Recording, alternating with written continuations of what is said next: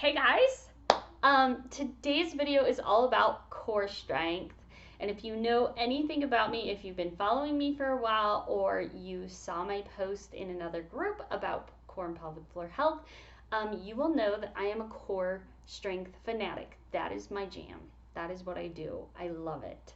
And so, today, I know that a lot of you just joined this group because you saw my other posts, so that's why I wanted to make a post about it so that you're like, okay, she actually might know something. But let's define core strength really quick, because most people, when they think of core strength, they're like, oh yeah, I can do 100 sit-ups. I have a really strong core. Or double leg lifts. Like, I can do all these things in the gym. And quite frankly, I don't give a rat's. Like, I don't care. If you can do them, great. That's really awesome for you.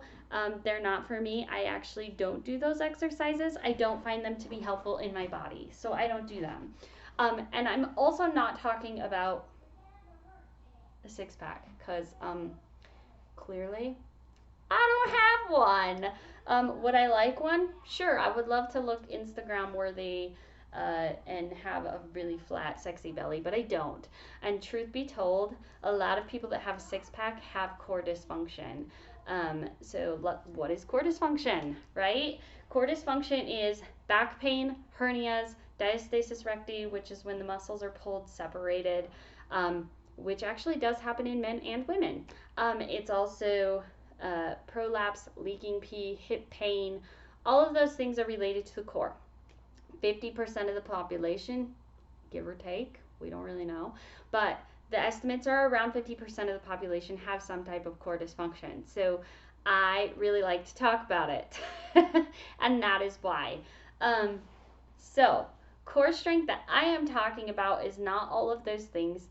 The core strength I'm talking about is, does your core engage and hold the appropriate amount of tension for the activity that you're doing? So if you are sitting on the couch eating your potato chips, I like barbecue, you're sitting eating your potato chips, your core doesn't really have to do much. You're sitting, you're supported, and it doesn't really have to hold much tension, if any at all. However, if you sit on your horse and you're sitting, your core is going to have to be somewhat tense, but you don't want it to be so tense that you can't move. So if you've ever seen somebody, they suck in their core to get their core to engage, and try it. You really can't move when you just suck it all in.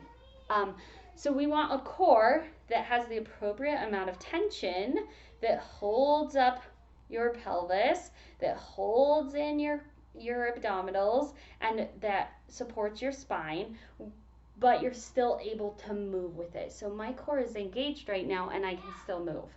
That is what I'm talking about, core strength. And whether you're sitting on the couch or you're riding a horse, or if you have to get up and you're roping a calf and you're standing in the stirrups, you're going to need more or less tension in your abdominals to do that.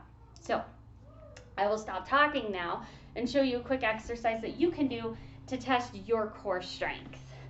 So lay down on the floor, and if you're like me and your chest lifts up and there's like a big rounding, go ahead and place a pillow or a bolster or something under your head.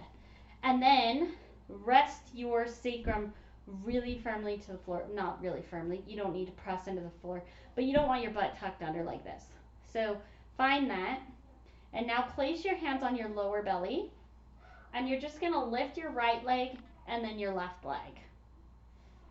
And notice what happens in your belly. And then place your legs back down on the floor.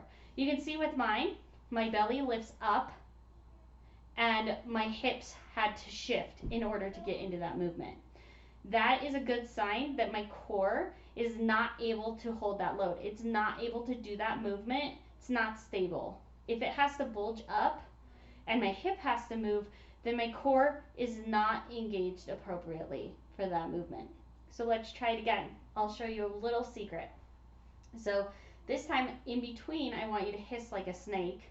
Don't be shy. Pretend you're a rattlesnake. I don't know. Whatever your favorite snake is. And then go ahead and inhale. And then exhale, hiss. lift your right leg back into that 90-degree position.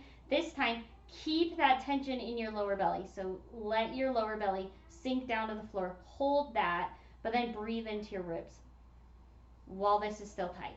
And then exhale, hiss, and lift your left leg to the same position. And see if your belly pushed up or if your hips had to shift side to side to get that motion. Then go ahead and place them back down.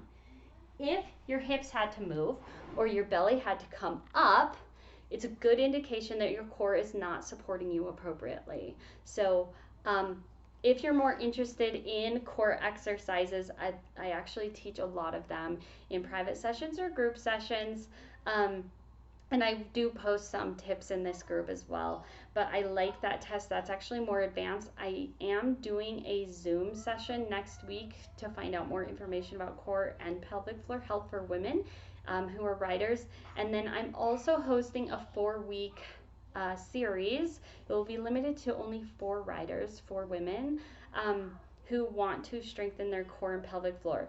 Men, I'm sorry, the core and pelvic floor class is not for you. It is for you, but for the privacy of some of the women that I have coming, I'm leaving it just to women so that we can talk more anatomy without men being there. But I do want to host one for men as well. So I will be hosting that as soon as I have enough interest. Let me know your questions below, and I'll see you later. Bye.